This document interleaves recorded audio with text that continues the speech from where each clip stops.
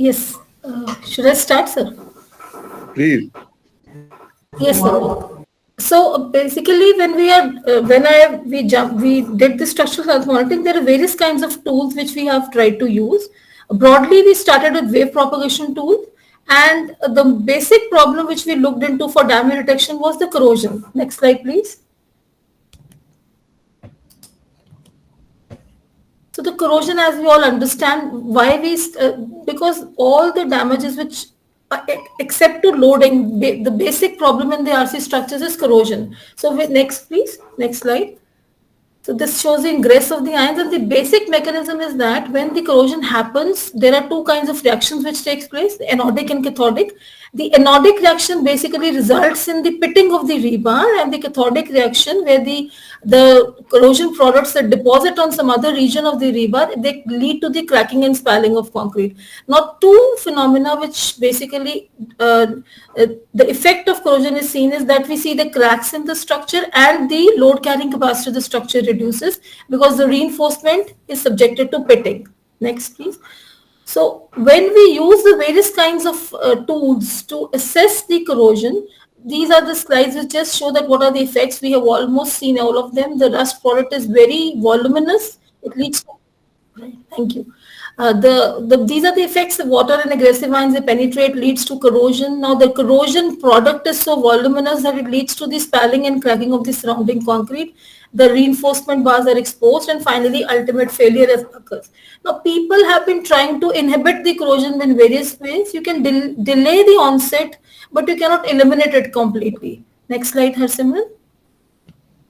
Yes, so some people have tried to seal into those cracks by putting on epoxy agents or maybe some grouts and some routing and sealing techniques, and they've also tried to repair with FRP. But these are very localized procedures which may not, totally give away the corrosion, or the corrosion may not completely stop. Next, please. So as I outlined, the onset can be delayed by some amount. But it starts it, you cannot stop it. Various technologies like people have been using self-healing compounds, corrosion inhibitors. They have tried to use polymer-based concretes, but these methods, they're not able to avoid the corrosion completely. Stainless steel bar use or epoxy coated bars used in place of the traditional bars can to somehow manage the corrosion, but you cannot stop it completely. So the idea is, next please, next, just click it once more. So again, these are some of the techniques that people have been using to repair and rehabilitate the corrosion affected structures. Next. So, but the cost is a very huge factor. Instead of rehabilitating this corrosion affected structures, what if we can arrest it at a very early stage where we can detect the initiation of such corrosion affected or damages in structures and timely repair and manage them or maintain them. We don't have to maybe go in for costly repairs. Next. So that's the key. There's one express article, financial, so that it's actually eating up the GDP, corrosion. The cost of corrosion repair, maintenance, and the losses is causing a lot of but the burden on the fiscal. So it needs to be handled in a way that if we can, somehow manage the initiation, pick up the initiation and stop the progression at a stage where we do not have to rehabilitate or repair the structures. That should be the key focus. So people have been using various strategies to do that. Next slide, please. So acoustic emission is one such technique. Now acoustic emission, it's a kind of a wave propagation technique wherein you listen to the noises inside the concrete which happen because of these cracks or damages. So it's just like, please click again, Harsiman. It's just like a doctor uses a stethoscope to listen to the signals inside their body. Similarly, we use the acoustic emission sensors. They are put on the structure whenever there is a damage which happens inside, which is not visible to you at a initial stage. The sensor listens to that stress wave, which is due to the release of energy cracking occurring. It listens to that, converts it into with the help of it converts into electrical signal, which we can somehow measure. So it's just like like these sensors work as the devices which the doctors are using, like stethoscope, to get to know the health inside. So this A parameter, or the signal which we pick up, or it is converted into a signal, or a wave is converted into a signal. If we can, you can, and we can understand how that signal changes as a result of this detection or of this damage, that can be related to the extent of the damage in the structure. Next slide. It's like acoustic word in itself means hearing inside. What is happening inside before it comes up on the surface. So it listens to basically cracking inside, slipping, if we talk typically of RCC structure. It's a passive system. Why a passive, not an active? Like in normal impact echo or ultrasonic techniques, we are sending the signals or exciting them. That's the active method. Herein we are just putting the sensor and listening to those noises which occur as a result of deformations. So it's a passive system. So if we talk in totality, a combination of the active and passive system would work very nicely. But there are some advantages and disadvantages of both of them. As I already said, because it gives you the insight of happening, what is happening inside the structure. So it has a capability to be extended to a real-time system. Next slide. So this is just an example that it's not something new. It has been there very long back. People have been, for example, a person crossing a bridge very long back, with the creaking of the timber tells us that it's about to break. So these are some examples that it has been there since long. Next, please. And now we're trying to utilize into monitoring the health of our structures. A typical acoustic emission setup, what it looks like, there's an AE sensor put on the structure, and those sensors listen to the inside crackings or deformations or plastic deformations taking place. These signals are pre-amplified or they're amplified, and there's a processing unit like a typical physical acoustic corporation unit, which converts this electrical signal into a signal which we see, and then we can, the typical A signal from concrete, if you talk of, is of two types, either a continuous or a burst. In concrete, most common is the burst signal, which is shown on the right hand slide, a typical A signal from concrete. Now looking at the various parameters like its peak amplitude, the number of times the peak crosses the threshold is called a count. So by counting these events, we can tell what is the state of the inside of the structure. Next slide please. So this slide shows various parameters which we look into, like the amplitude, peak amplitude. There is a threshold which we set before the sensors which are chosen for detecting damage. It will be different for different structures. Like steel will have some different kind of sensors. Means the frequencies are typically kilohertz to megahertz, 20 kilohertz to probably 1 megahertz. So the choice of a sensor is important. And when we choose a sensor, we typically see what kind of a material, what kind of material is into which we are looking the defects at. So the some parameters like threshold is the one that it is the basic level below which we are not recording. So any signal which crosses this threshold is counted as an AE hit. So once we put the sensors on the screen, you will get these signals, and you will also see there is a hit, there is a record of an event or an AE hit. So all my sensors, if they typically pick up the event or the cracking inside, they'll show it as a hit. So some basic parameters which we look is peak amplitude, the hits, the counts, the number of times the AE signal exceeds the threshold, average frequency, rise time. So this is a typical waveform on the parameters which we look into. Like we'll see how we utilize it further. Next slide. So for typically corrosion detection or any kind of damage which occurs inside, wave propagation tools have been there since long.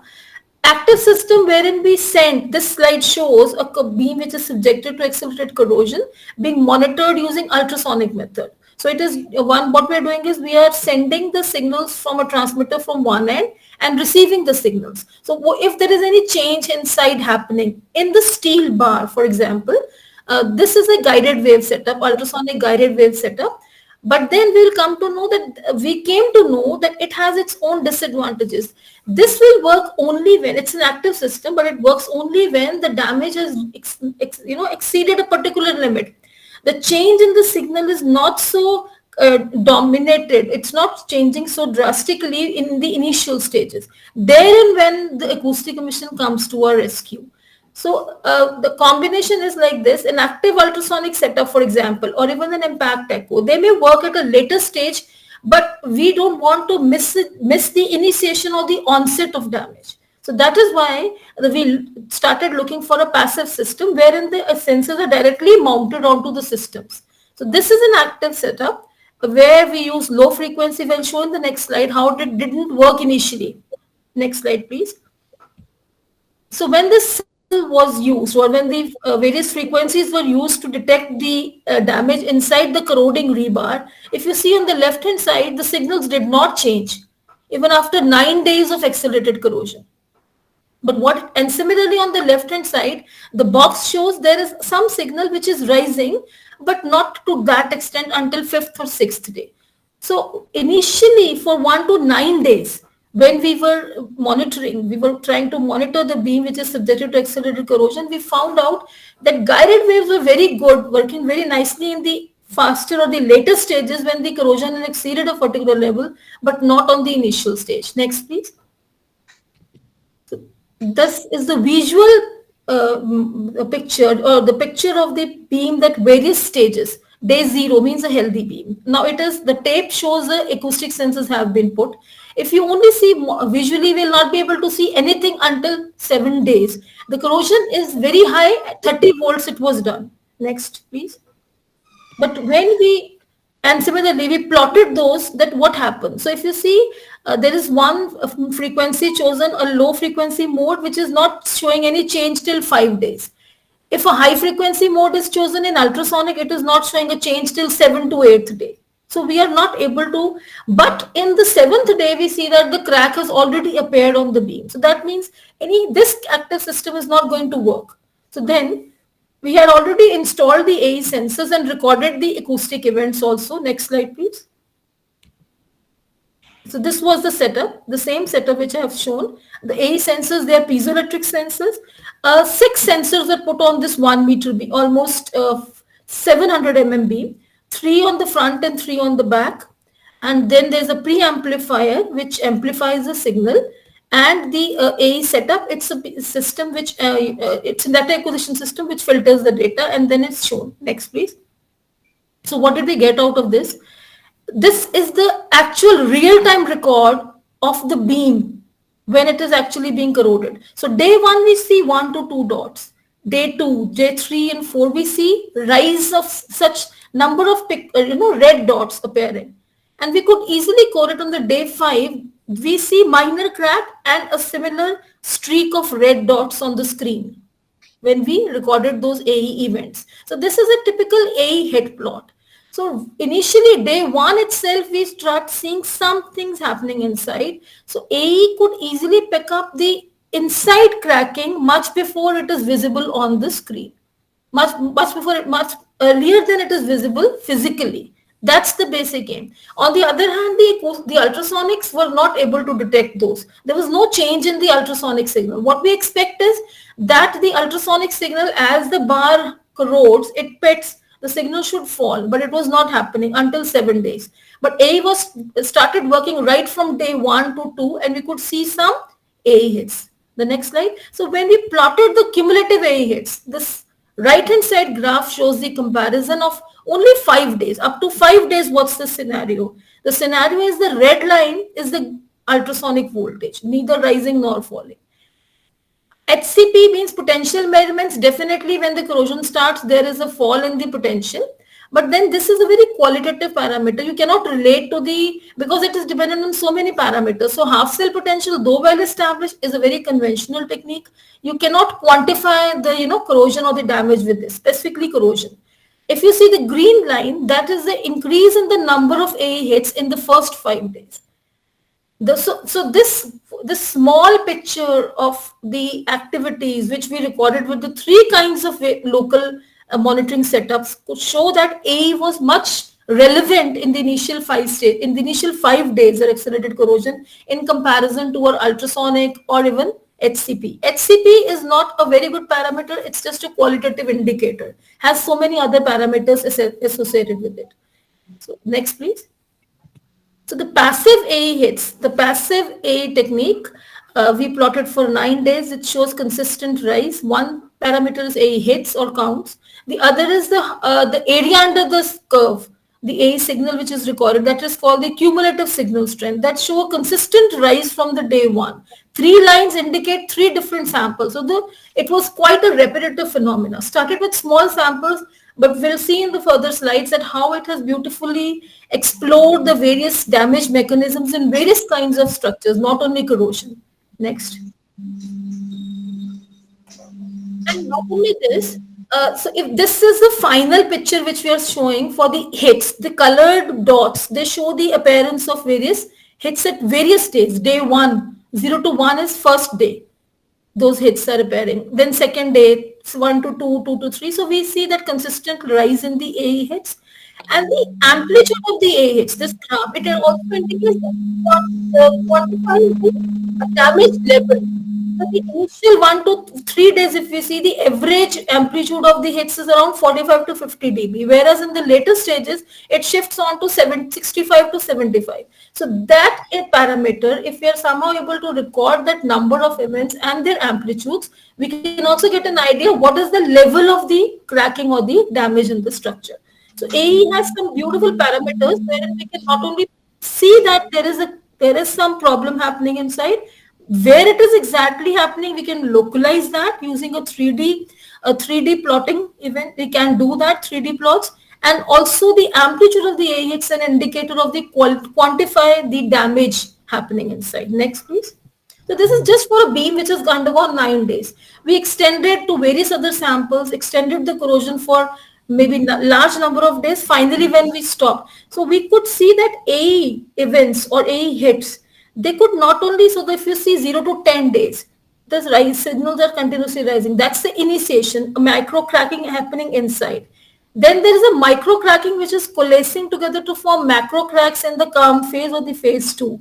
So when we plotted all these events and joined them, we could see that there are 4 stages in the life of a corroding structure, and we should be stopping or repairing or looking into the structure right till the phase 2. So phase 3 means now the structure has almost all the micro crackings, or micro ones are coalescing and forming macro cracks, which will not be helpful to us. So basically when we did this entire phenomena, we could make out where to stop. I mean, where we should be repairing our structure. So these AE parameters are useful in that. Next, please.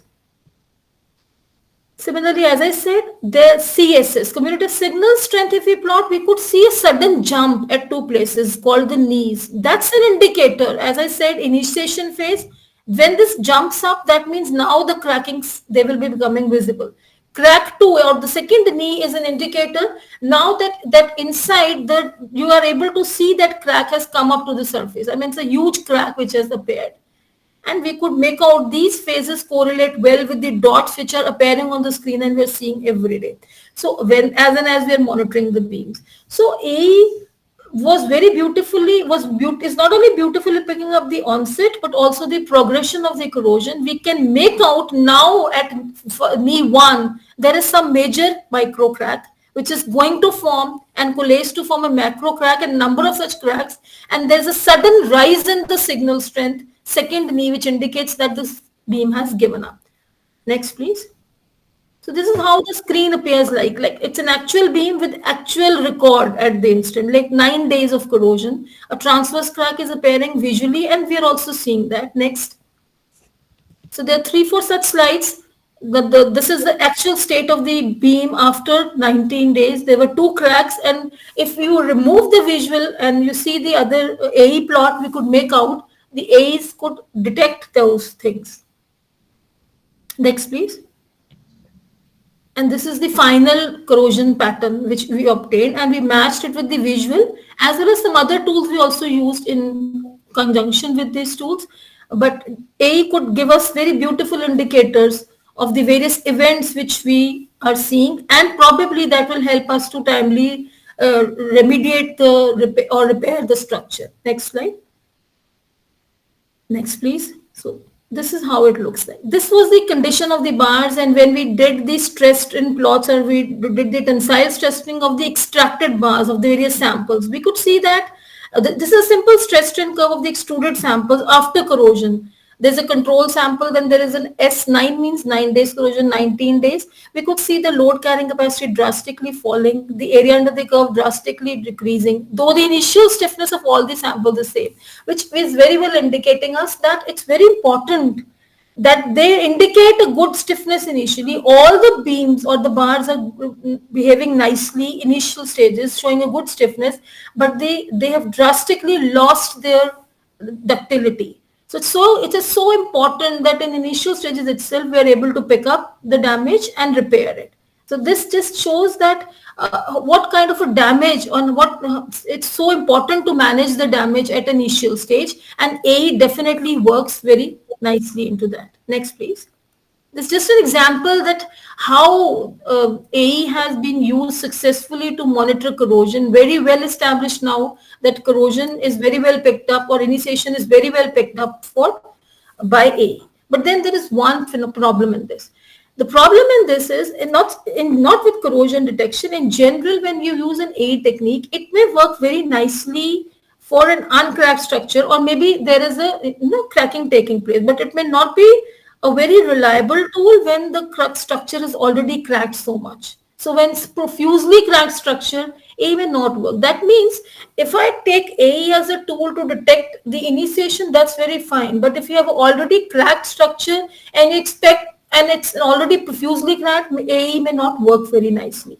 So the conjunction or the synergistic combination of various tools is very important. Maybe we can use AE for measuring initiation, and progression can be picked up by various tools. One of it may be ultrasonic or other things. So the combination is the key. Yes.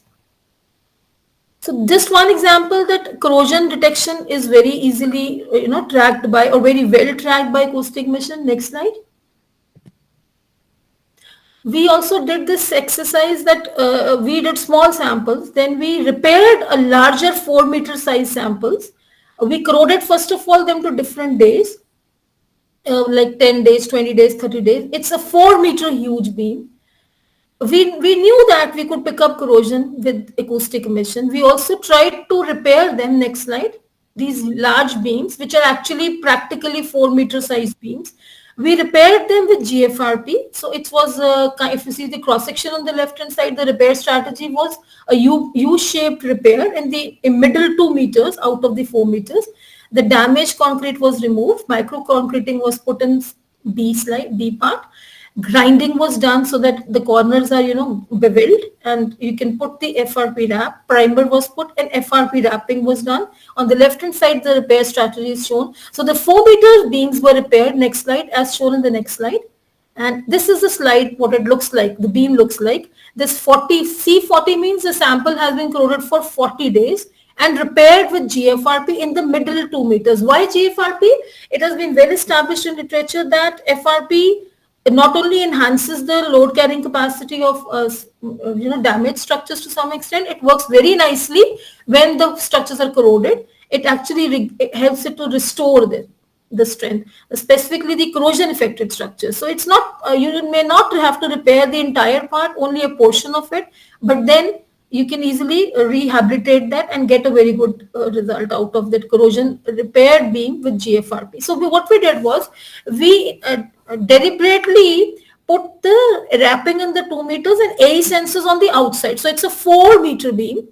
So when we put the AE sensors and now subjected to flexural loading, definitely if you see the graphs on the left hand side, the red one, the control samples are like blue. The dotted is the damaged 30 days, 20 days and so on. And the dotted green is the load carrying capacity after repairing. Definitely with repair, we expect, and GFRP wrapping, there is a restoration in the strength and integrity. So, but when we saw the 30 days and 40 day sample, we felt that if you see the green curve, it is not, there's a huge gap between blue and green. Red is of course the damaged one or the corroded one. We are not able to, restore when the sample is, badly damaged. So when the corrosion has exceeded beyond a particular limit, there is no utility or utilization or no effect of even GFRP repair. And while we were doing the loading thing, we also monitored with AE sensors. Next slide.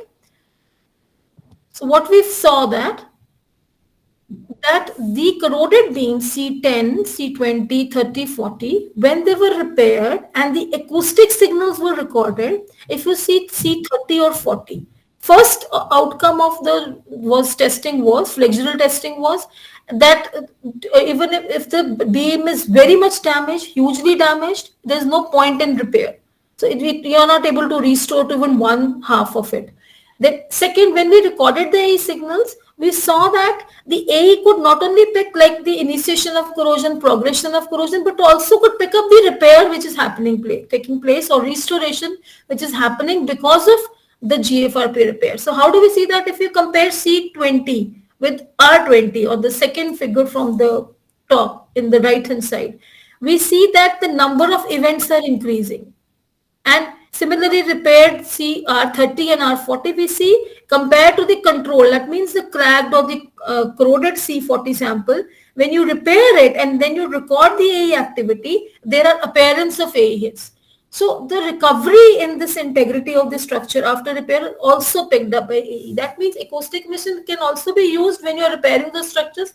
Put the sensors on and they will give you an indication that repair is working, and it is working very fine. So there is a reappearance of some phases which is happening. For example, C30, we are only seeing two phases, but then we see three phases when you repair it and you monitor under flexural loading. Similarly with C40 or C20. Yes, next please. So we just try to extend and see that even the AE plots, they could, if you compare C10 and R10, the number of AE hits after repairing has increased drastically. So AE can not only, so there's a reappearance of the phases after repairing, well picked up acoustic emission. AE XY plots, they are telling you visually that after repairing, you are still able to hold, or it has effectively restored the integrity of the beam. So that can be picked up by AE. This is second example wherein AE was not only working for corrosion detection, initiation, progression, but also corrosion affected and repaired structures, they could be monitored with acoustic emission. And the last one, the last case study I'll present is, next please. This was done by my student. It is also a large scale beam, 2 meters beam. But the difference in this was we put the AE sensors onto this beam. It is a steel reinforced beam. And in parallel, we changed the beams to GFRP. That means FRP reinforced bars, or FRP bars we have used. Next slide. So just an example. So we have three samples. So the percentage of reinforcement is shown. They are using steel and GFRP. We compared the cracking modes or failures of steel reinforced and GFRP reinforced beam. Next slide. So AE could also monitor the variation in the failure pattern or cracking mode of differently reinforced RC beams, one with steel and one with GFRP. Here you see something called a speckle pattern. We deliberately put it there because not the tape shows the AE sensors, 6 sensors, but the speckle pattern has been put because we were taking the pictures also side by side, and we wanted to correlate with digital image correlation, the comparison of visual AE image and the DIC image. Next slide. Yes. So if you see the two graphs on the bottom, the left hand side is for the steel and the right hand side is for the GFRP reinforced beams. So very well we understand this. We could make out or variably put the three level of damages which the two bars or the two types of the beams experience. If you see the area under the steel reinforced beam, it is a ductility, it's a ductile behavior, whereas on the right hand side, it shows the load carrying capacity is very high in comparison to steel reinforcement, the steel reinforced beam. The deflections are larger, 70 mm in comparison to 50 or 55 mm, extreme ultimate deflection in steel reinforced. But the problem is that the ductility is compromised. It's a kind of when we subjected them to flexural loading, the load deflection curve shows that the failure has been in steel reinforced, it's a ductile failure as we expected. And on the right hand side, the GFRP reinforced beams, they showed a brittle sudden failure kind of thing. The kinks which we see in the graph, they are the slipping of the FRP bars. They were glass, they are GFRP reinforced bars. So next slide. So when we put the A sensors, and these are the typical crack patterns I'll discuss later. Next, please. So this is the AE activity recorded for the two types of the beams. So if we compare the AE activity, the number of the amplitude of AE hits is larger, amplitude is larger in GFRP. It is it has a larger load carrying capacity but a lower modulus, but then it fails by sudden cracking, and that is also picked up by acoustic emission monitoring or AAT technique. So initial the and number two, if you visualize the A hits, the initial phase is very long in GFRP, but then it suddenly fails. Whereas in steel reinforced, the initial phase is very small and it suddenly, it then steadily rises. But that initial phase is very long and number of hits are very large, and because of its performing good initially, but then suddenly gives up. Next slide. So if I give you the key insights, the cumulative A hits or even the amplitudes, they indicate how the cracking is happening inside the two. These are just, some things which I've already said, that the initial phase, large number of hits is there in the GFRP reinforced beam, lesser hits in the steel reinforced beam. Even the amplitude in steel reinforced beam is lesser, larger in GFRP reinforced beams. But and the initial phase of taking the load carrying capacity, because of its high tensile strength, it is prolonged. But then it fails suddenly. Next slide. So I'll show you three pictures probably. This we can skip. Just in general discussion, I will share my PPT if required.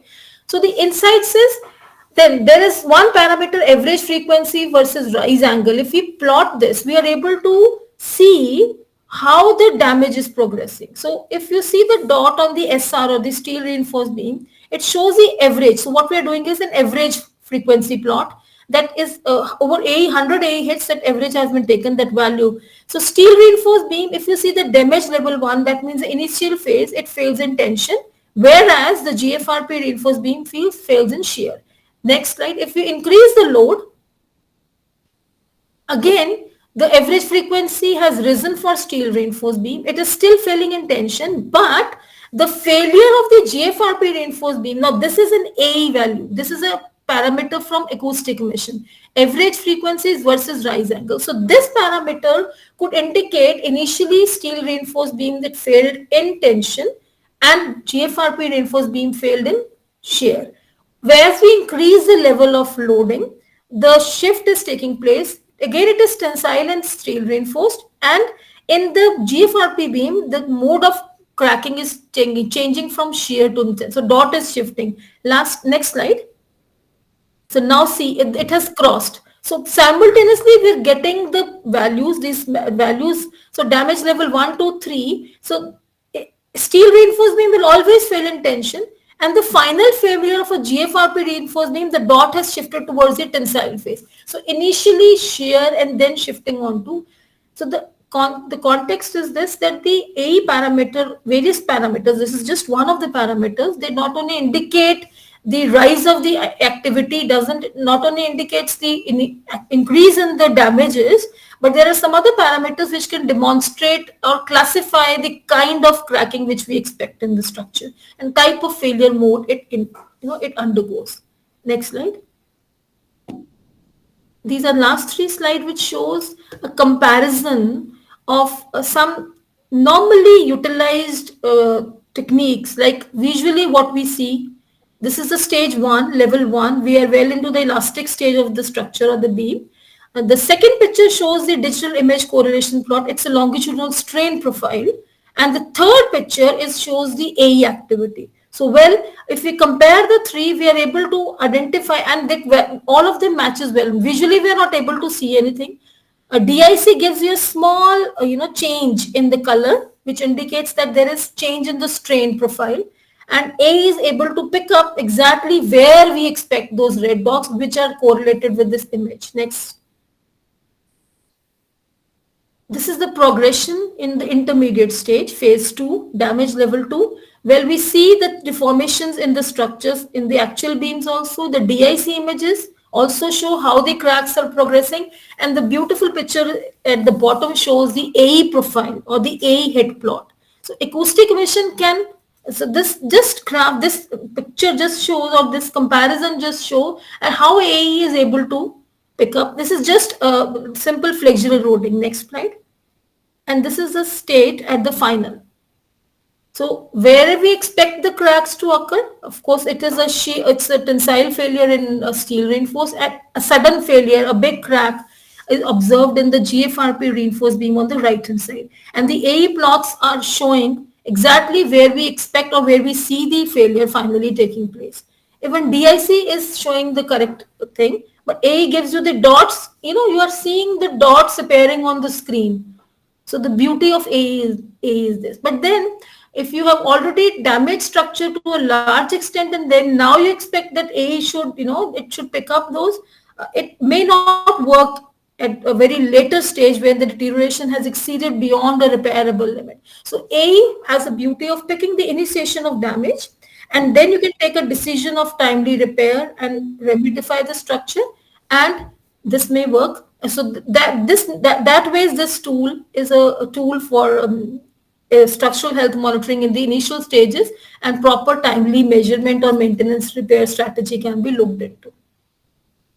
Thank you.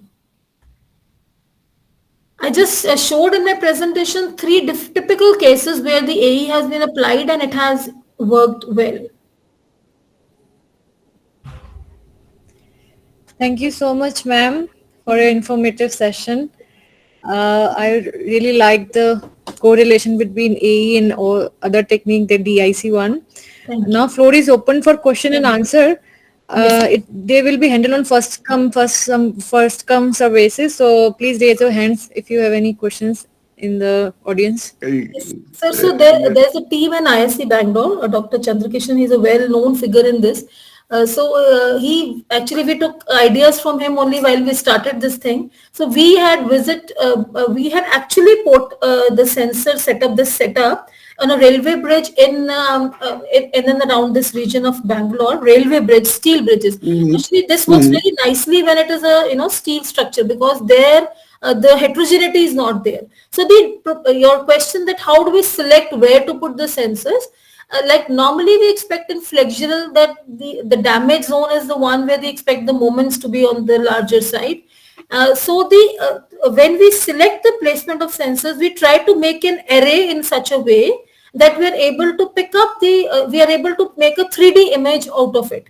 So it is by triangulation. There has to be three sensors. Now when the 3 points they meet, we can pinpoint where exactly the defect or the damage is taking place.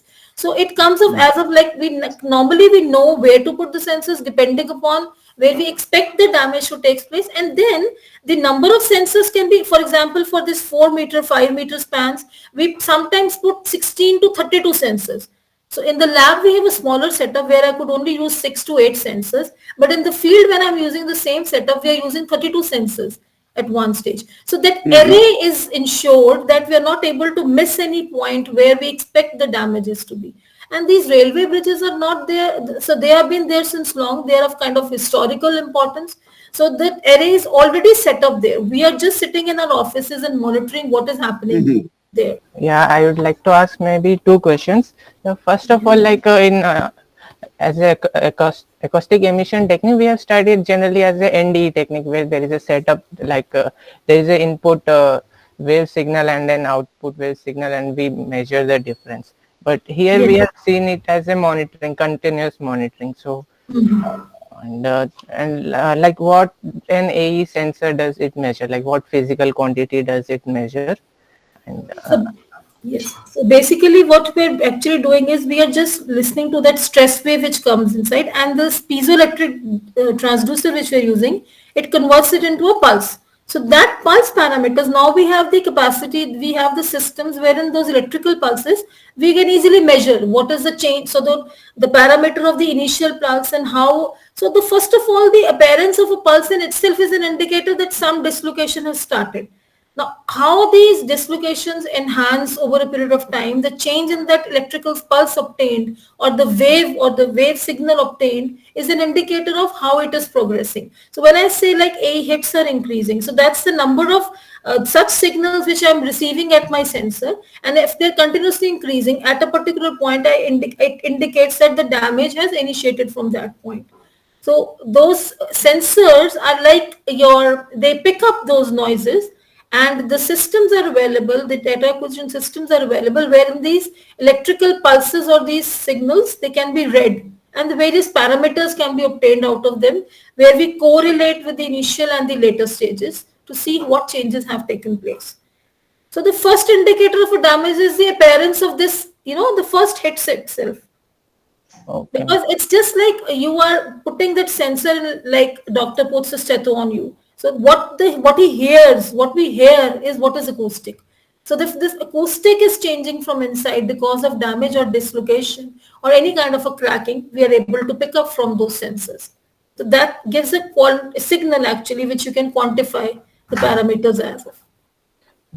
Second, ma'am, how does in like AE technique and the ultrasonic guided wave, like how come they are different? Like maybe what is the frequency range they are measuring, so Yeah. that how maybe a smaller damage or a severe damage is measured by each technique. See, guided waves is one tool. As I started my presentation with this, when we started using these wave propagation tools, guided waves, first of all, guided waves have this, you are using, in my case, for example, we were using the rebar as a mode of transmitting the wave. So had I used concrete, in which we are presently using, so if the transducers are put on concrete, you have to have a very strong or a powerful ultrasonic setup so that they can travel larger distance, which we can do it definitely in today's scenarios. So you need to create a waveguide. So that's an active system wherein you are sending the wave, and when it propagates inside, so what you receive at the other end may be a very smaller signal you are sending. So that means you have to have a baseline signature for ultrasonic, which is not true for AE. So you need to have initial signal, then with damage, how that signal is changing.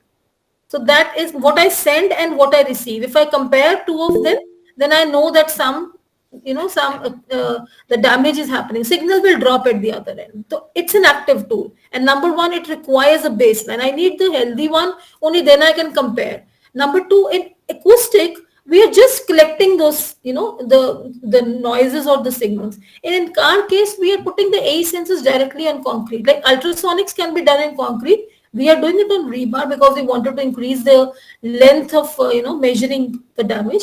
Whereas AE the beauty is that you can put it on any structure and you just customize your sensor to pick up those noises or inside dislocations or damages inside.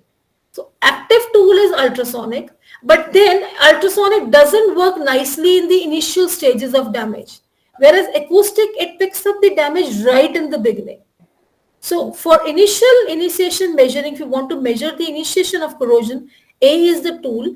And when you want to measure the later stage, progression, probably ultrasonic will give a good idea. So the combination of these tools is very important to overall in totality measure the damage scenario of a structure. I got the answer, even though I am again asking. Ma'am, when we go for a structure audit, Yes. generally the system is not there, damage is already there. So we need to estimate how much damage is there. Do we have an instrument of half cell or anything? We go for that.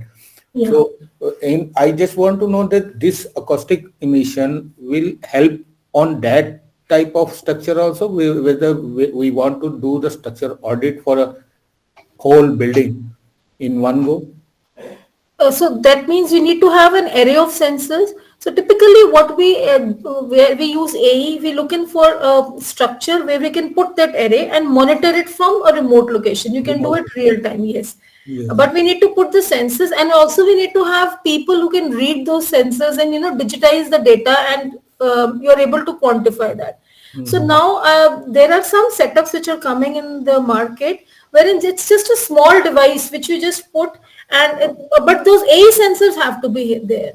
So earlier we used to have very huge setups for that, very large number of cables going into our areas where we are putting the server rooms. But now those systems have reduced. So HCP is fine. It's see, if the first step will always be I'll go in for measurement of half cell potential to understand that there is a likelihood of the corrosion or which has taken place. Yes. And then to further, if I know that there's a problem area, I'll have to use a local tool like Acoustic Emission and keep on monitoring over a period of time so that I'm able to repair it at the right stage. Okay. So my first indicator always will be my electrochemical measurements. That there is no doubt about it. But then if I want to quantify and take a decision, make a decision whether to repair, what kind of repair, and when to take that repair decision, that has to be quantified, so that has to be taken care of by a proper parameter. Probably these tools will help us in that. So for that we need to place this acoustic emissions system Yes. permanently from at the site, Yes, so sir. that we get the data and accordingly we plan the repair and retrofitting things. True, true. So like historical structures are very, are very important monuments. They're already putting up these sensors and recording it sitting at their remote offices. So there it is very important to take these decisions. This is one of the drawbacks also. Now here the ultrasonic or other tools will come to the rescue. You may take signal, go back. And you may come after say 1 year or maybe 6 months and take the signal again. So you can just compare your two signals. So there the active tools may work nicely in general kind of buildings. But wherever it's a very important structure, we need to put the systems in place. For example, this sensors. Okay, thank you. Any other questions from the audience? You're right. You're right. So this is something which is taken care of when we put these sensors. First of all, we set the threshold measuring limit so that we are able to identify that there is a typical frequency or range. There's a noise level, background noise we can filter using that threshold limits which we can set. So we understand that this continuous dynamic vibration, say example for railway bridge.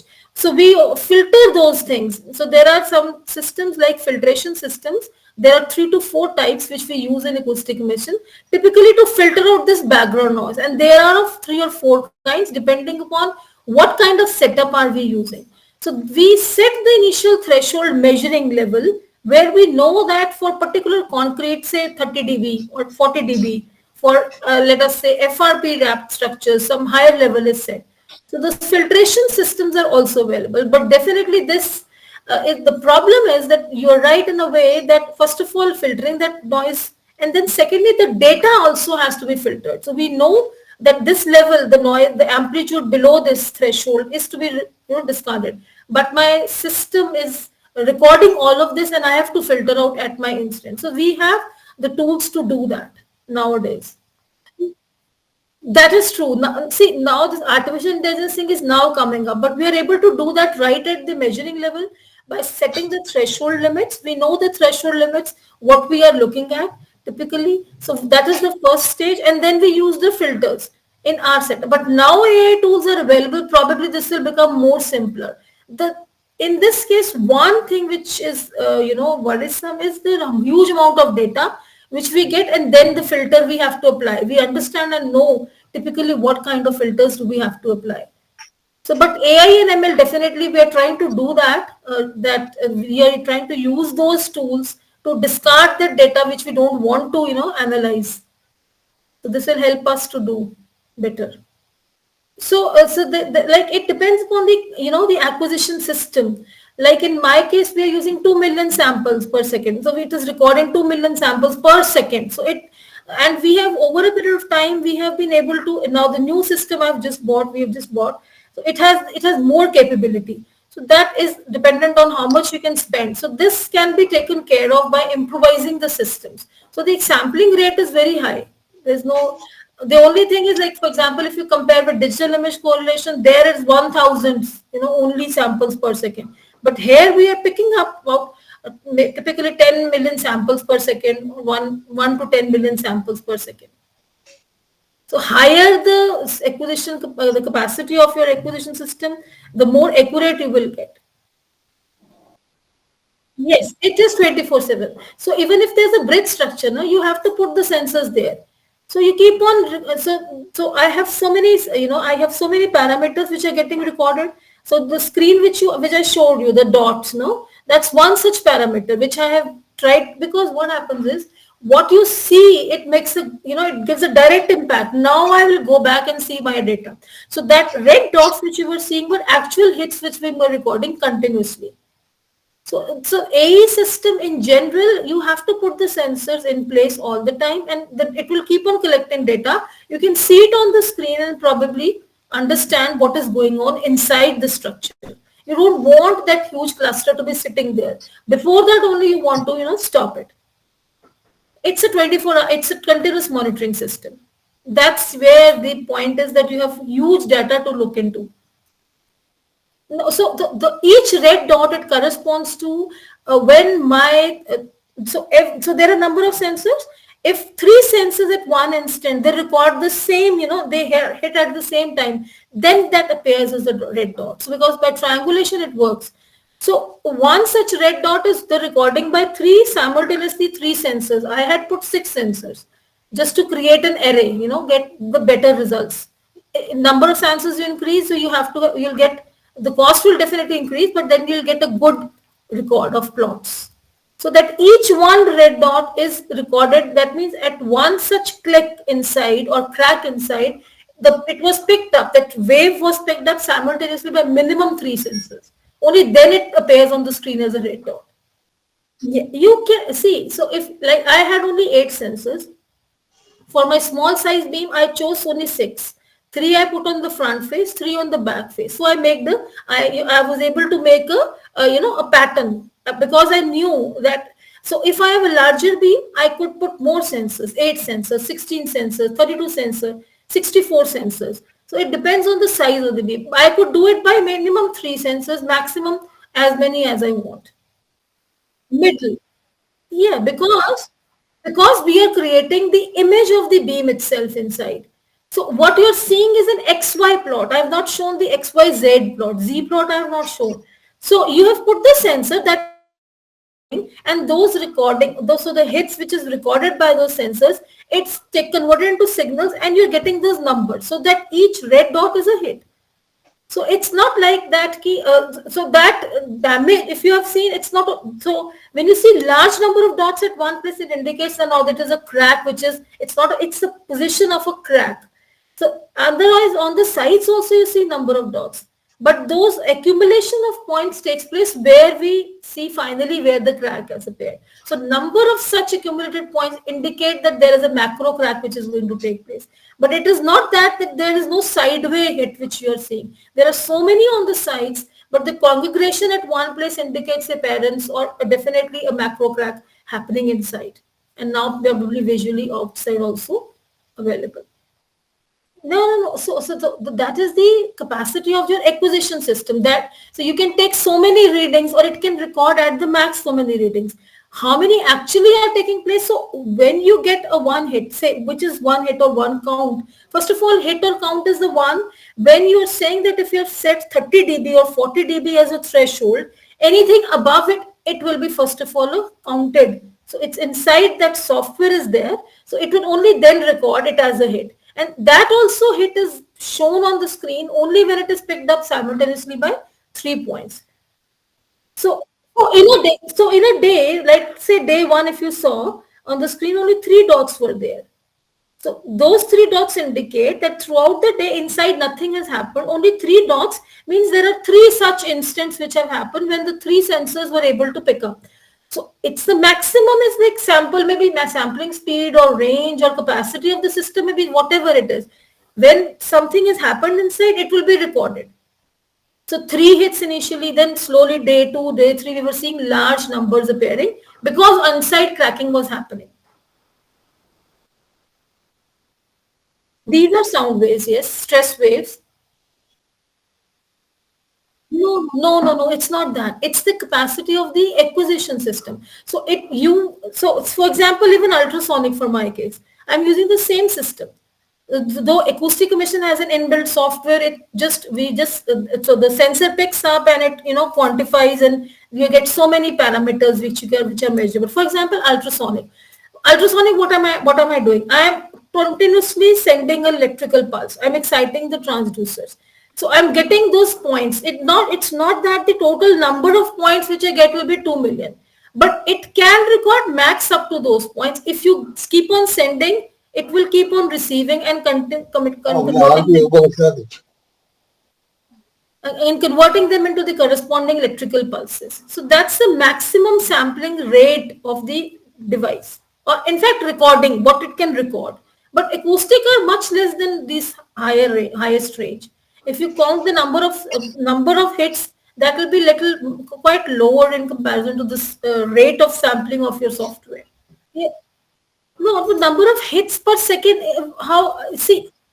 per minute also. So hit is, what is a hit inside actually? A hit is the inside disturbance. It emits a sound wave and it is being picked up. So that's a pulse, basically pulse being picked up. So it is, yeah, so that is it's a sound wave which is converted into electrical signal and digitized and shown as a particular. So as I said, right on the day one, if you see 2 or 3, no, it's just then we see suddenly rise in the number of these events taking place every day. And if you see like say 48-day sample, if you can't even count the screen points, but I have the data in the Excel, what are the total number of readings? So many of them, but in the end of 48 days per day, that average initially may be very low, but then suddenly, so the phases which we have shown. So if you've seen the dots on the screens, those phases are an indicator how the hits keep on rising over a period of time. So damage, how it progresses. Hello, ma'am. Yes, Shruti.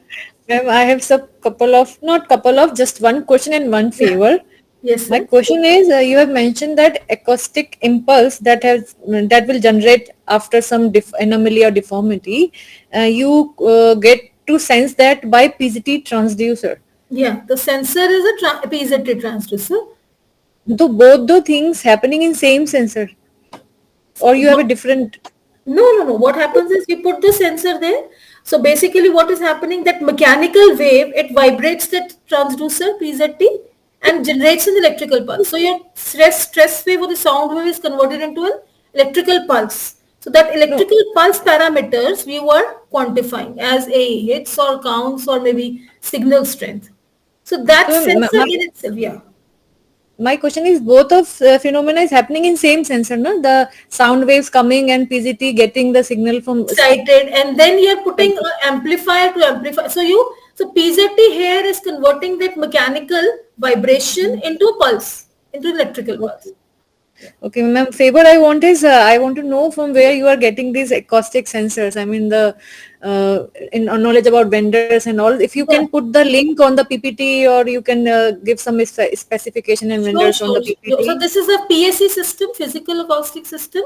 It's a SAMOS make, and I can share you the vendor details as well as from where we purchase. So they are the best people to go in for. Yes, sir. Thank you so much, ma'am. And I really like your presentation. So I'm giving the mic to Professor Bhalla. Over to you, sir.